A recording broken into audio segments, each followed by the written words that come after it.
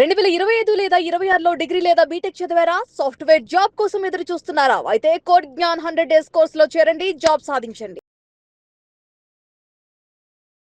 హైదరాబాద్‌లో జావా ఎవరైతే నేర్చుకుంటారో వాళ్ళకి ఆ మార్కెట్ అసలు ఏ విధంగా ఉందండి? ఉద్యోగాలు ఉన్నాయా? హైదరాబాద్ అన్నది చాలా హ్యూజ్ మార్కెట్ అండి. జాబ్స్ జావాకి ఎప్పుడూ ఉంటాయి. Ever green technology. ఎందుకు ఎవర్ గ్రీన్ టెక్నాలజీ అంటే కొన్ని రియల్ టైమ్ ఎగ్జాంపుల్స్ చెప్తున్నా. అంటే ఈ వీడియో చూసే చాలా మందికి వాళ్ళు డైలీ జావా యూజ్ చేస్తున్నా కూడా తెలీదు జావా వాడుతున్నాము అన్నది. ఏంటి అంటే ఆల్మోస్ట్ రోజుకి ఒక ట్రాన్సాక్షన్ అయినా మనం గూగుల్ పే నుంచి కానీ ఫోన్పే నుంచి కానీ చేస్తామండి, లేదా పేటిఎం నుంచి చేస్తాము. ఈ బ్యాంకింగ్ సిస్టమ్ మొత్తం రన్ అయ్యేది జావా ఆర్కిటెక్చర్ మీద అన్నమాట. సో అట్లాగే ఎంటర్ప్రైజ్ అప్లికేషన్స్ ఉంటాయి. ఓకే, మళ్ళీ ఈ కామర్స్లో కొన్ని సెక్టార్స్ ఆఫ్ అప్లికేషన్స్ ఉంటాయి. ఇవన్నీ కూడా కంప్లీట్గా రన్ అయ్యేది జావా మీద. మనం ఆ అప్లికేషన్స్ దేని మీద బిల్డ్ అయ్యాయి అని తెలియకుండా వాటిని యూజ్ చేసేస్తున్నాం.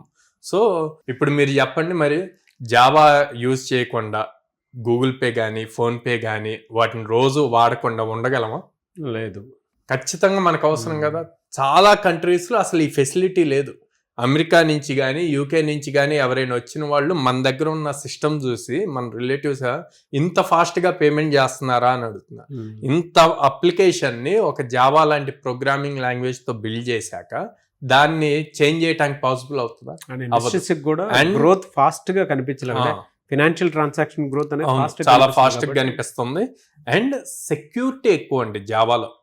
సో అందుకే మెయిన్ థింగ్, అందుకే జావా అన్నది ఎవర్ గ్రీన్. ఎన్ని టెక్నాలజీస్ వచ్చినా సరే జావాకి ఎప్పుడూ ప్రాజెక్ట్స్ ఉంటాయి, దానికి క్లయింట్స్ ఉంటారు. స్టార్టప్ చేసే కంపెనీస్ అంటే ఫినాన్స్ బేస్డ్ స్టార్టప్ కంపెనీస్ నుంచి ఎంఎన్సీస్ అన్నీ కూడా వాటి ప్రాజెక్ట్స్ స్టిల్ కొత్త ప్రాజెక్ట్స్ కూడా జావాలో స్టార్ట్ అవుతున్నాయి. వాటికి ఫ్రెషర్స్ని హైర్ చేస్తున్నారు, ఎక్స్పీరియన్స్ హైర్ చేస్తున్నారు. కాకపోతే ఇక్కడ ఎక్స్పీరియన్స్ వాళ్ళు ఎవరైతే ట్రై చేస్తున్నారో ఇప్పటి వరకు జావా బ్యాక్గ్రౌండ్లో ఉండి ఇప్పుడు చేయాలి అనుకుంటే దానికి కొంచెం యాడ్ చేసుకుంటే సరిపోద్ది. ఫ్రెషర్కి అయితే అవసరం లేదు. ఫ్రెషర్ స్ట్రాంగ్ జావా కాన్సెప్ట్స్ నేర్చుకొని ఫ్రేమ్ వర్క్స్, చాలా మంది స్టూడెంట్స్ జావా ఒక్కటి నేర్చుకొని కోర్ జావా అడ్వాన్స్డ్ జావా అని ఉంటుందండి. ఈ కోర్ జావా ఒక్కటి నేర్చుకొని మాకు జావాలో జాబ్ రావాలి అని చెప్పి ట్రై చేస్తారు, ఫెయిల్ అవుతారు.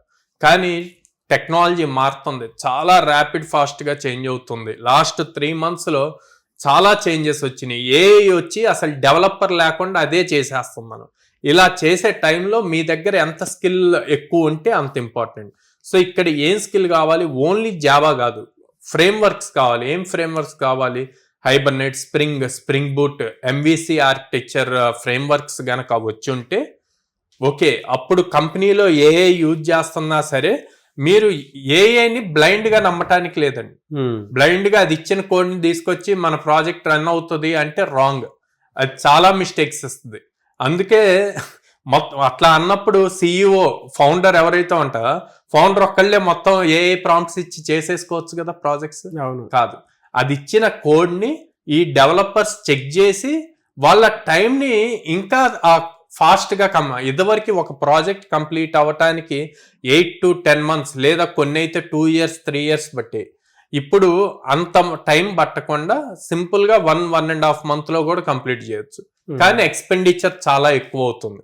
ఈ ఎక్స్పెండిచర్ ఎక్కువ అవుతున్నప్పుడు ఆ ఇచ్చిన దాన్ని బ్లైండ్గా ట్రస్ట్ చేసి కోడ్ రన్ చేస్తే యూజ్ ఉండదు. సో అందుకే ఫ్రెషర్స్ని హైరింగ్ ఎక్కువ జరుగుతుంది. 4 years 5 years వాళ్ళు లే ఆఫ్స్ అవుతున్నా సరే ఫ్రెషర్ హైరింగ్ ఎందుకు ఎక్కువ జరుగుతుందంటే ఫ్రెషర్స్ గనక ఈ నాలెడ్జ్, ఫుల్ స్టాక్ నాలెడ్జ్ ఉంటే గనక వాళ్ళకి ఇచ్చిన ప్రాజెక్ట్ని దాంట్లో బాగా చూసుకోగలరు. సో ఎప్పుడైతే ఈ ఫుల్ స్టాక్ నాలెడ్జ్ ఫ్రెషర్కి ఉంటుందో దాన్ని ఏఐతో యూజ్ చేసుకొని ఇంకా బెటర్ ప్రాజెక్ట్ని బిల్డ్ చేయడానికి యూజ్ అవుతుంది.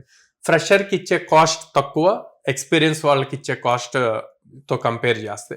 సో అందుకే కంపెనీస్ అన్ని 4 years 5 years వాళ్ళని లే ఆఫ్ చేసి ఫ్రెషర్స్ మీద ఎక్కువ ఫోకస్ చేస్తున్నాయి. ఫ్రెషర్స్ కూడా ఎవరైతే హైలీ స్కిల్డ్ ఫుల్ స్టాక్ మొత్తం నేర్చుకొని ఉంటున్నారో వాళ్ళకి ప్రియారిటీ ఇస్తుంది. అందుకే హైదరాబాద్లో జావా మీద జాబ్ ఓపెనింగ్స్ చాలా ఉన్నాయి, ప్రతి కంపెనీలోనూ ఉన్నాయి. అంటే స్టార్టప్ దగ్గర నుంచి ఎంఎన్సి వరకు ప్రతి కంపెనీలోనూ ఉన్నాయి. సో ఎవరు కూడా ఏఐ వచ్చింది ఇంకా పైథాన్ నేర్చుకోని అవసరం లేదు, జావా నేర్చుకోని అవసరం లేదు, ఓన్లీ ఏఏ నేర్చుకోవాలి అనుకుంటే గనక వాళ్ళు చేసే పెద్ద బ్లండర్ మిస్టేక్ అది. ఏఐ నేర్చుకున్న వాళ్ళకి ఫ్రెషర్స్కి జాబ్స్ 1 lakhలో 1 memberకి ఉంటే, జావా నేర్చుకున్న వాళ్ళకి 1 lakhలో మినిమం 12,000 members జాబ్స్ ఉన్నాయి. కంపారిజన్ 1:12,000.